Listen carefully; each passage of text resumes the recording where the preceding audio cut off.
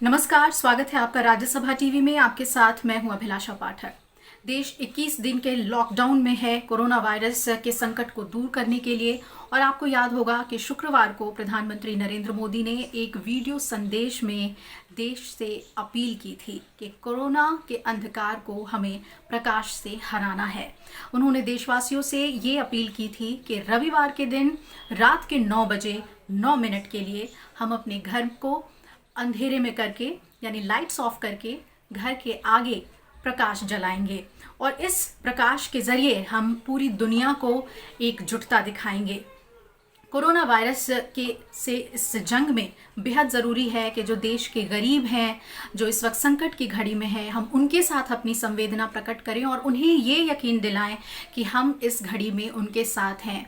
आपको बता दें कि हर आम व ख़ास उनके इस अपील का समर्थन कर रहा है और आज रात के 9 बजे प्रकाश करने के लिए आप अपने घर के आगे दिए जला सकते हैं, कैंडल्स जला सकते हैं, टॉर्च जला सकते हैं और ये सब भी नहीं कर पाएँ तो आप अपने मोबाइल का फ्लैश लाइट भी जला सकते हैं।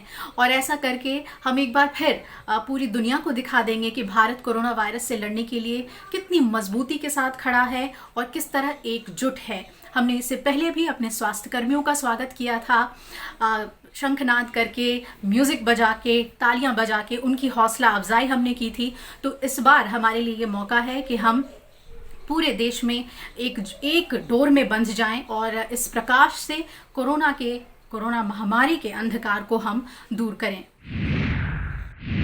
कोविड-19 से लड़ने के लिए सरकार हर स्तर पर तैयारी कर रही है। केंद्रीय स्वास्थ्य मंत्री डॉक्टर हर्षवर्धन ने कहा कि देश के 50 करोड़ से अधिक गरीब और कमजोर तबके के नागरिकों को आयुष्मान भारत प्रधानमंत्री जन आरोग्य योजना के तहत कोविड-19 की जांच और इलाज कराने की सुविधा उपलब्ध कराई जाएगी।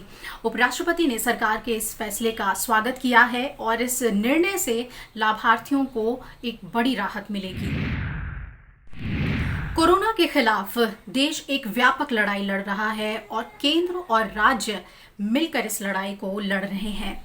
इस कड़ी में प्रधानमंत्री नरेंद्र मोदी कई बार कह चुके हैं कि कोविड-19 से मुकाबला करने के लिए राज्यों के साथ केंद्र पूरी तरीके से खड़ा है, उनके समर्थन के लिए, उनकी मदद के लिए।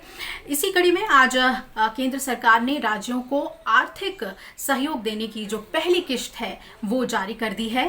केंद्र ने आज 11,000 करोड़ से ज्यादा की पहली किश्त, फर्स्ट इंस्टॉलमेंट जारी कर दी है और इसके तहत राजस्थान को 740 करोड़ रुपए, महाराष्ट्र को 1611 करोड़ रुपए, उत्तर प्रदेश को 966 करोड़ रुपए, मध्य प्रदेश को 910 करोड़ रुपए, ओडिशा को 802 करोड़ रुपए और बिहार को 708 करोड़ रुपए दिए गए हैं।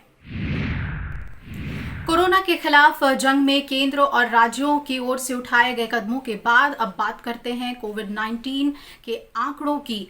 तो इस वक्त जो ताज़ा आंकड़े हैं, कोरोना वायरस से संक्रमित लोगों की संख्या 3374 हो गई है देश में और इनमें से जो सक्रिय मामले हैं, जो एक्टिव केसेस हैं, वो 3030 केसेस अभी तक सामने आ चुके हैं। अच्छी बात यह है कि कई लोग कोरोना वायरस के खिलाफ अपनी जंग को जीतकर घरों का रुख भी कर रहे हैं और इनमें 267 लोग हैं जो सफल हुए हैं, उन्होंने कोरोना को हराया है और स्वस्थ होकर घर लौट चुके हैं। यानी 267 लोग अब कोरोना संक्रमण से मुक्त हो चुके हैं। देश में पिछले 24 घंटे में 472 नए मामले कोरोना वायरस के सामने आ चुके हैं।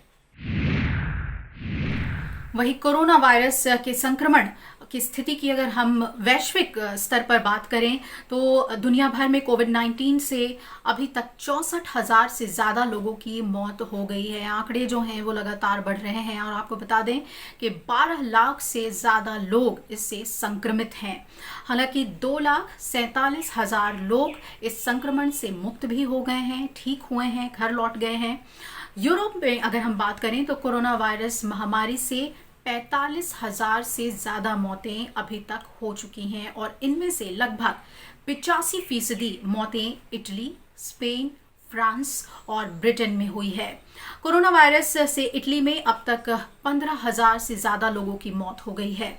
वही अमेरिका की भी बात यहाँ पर कर लेते हैं। तो अमेरिका में कोरोना से 8,500 से ज़्यादा लोग अपनी जान गंवा चुके हैं और अमेरिका में जो संक्रमित लोग हैं उनका आंकड़ा 3 लाख के पार पहुंच चुका है।